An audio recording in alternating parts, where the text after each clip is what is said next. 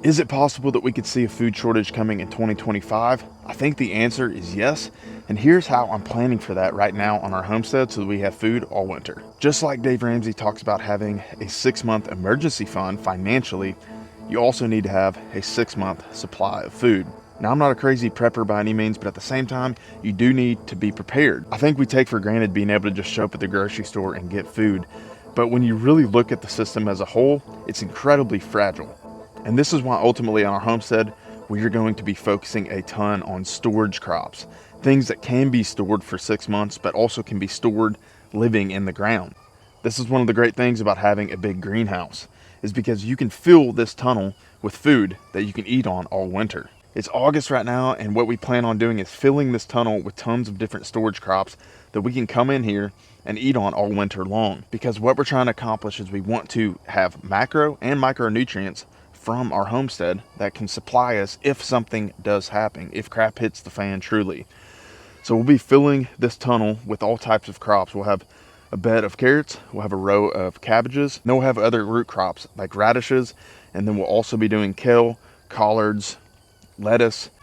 And now what we'll also be planting out in the field is winter squash.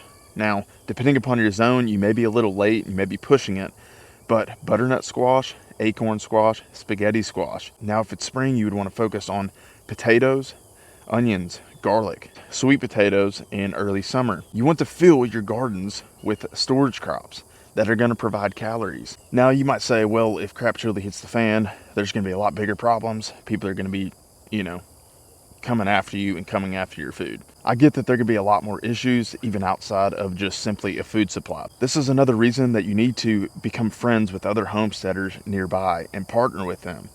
If they think in a similar fashion, they're thinking about food shortages, they're thinking about what if something truly does happen. This is why you need to be thinking through your animal-based systems as well. Having laying hens, water glassing eggs, raising meat chickens for the year, getting pigs and getting sheep. I like sheep because it's a grass-based animal.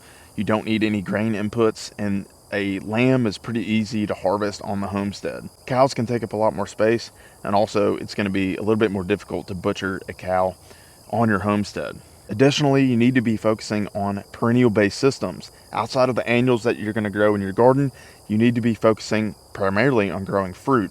There's so many different types of fruit shrubs that will begin to provide for you just in a matter of 2 to 3 years. Blackberries, figs, currants, gooseberries, grapes, and then you can go into your fruit trees. Those can take longer to produce for you, but you need to be thinking through these things. The goal of homesteading to me is providing food for you, your family, and your friends. Start to partner with other homesteads in the area. Begin to think through, if something does happen, how are we going to be prepared for this? If you like this type of content, hit that subscribe button. We'll see you in the next one.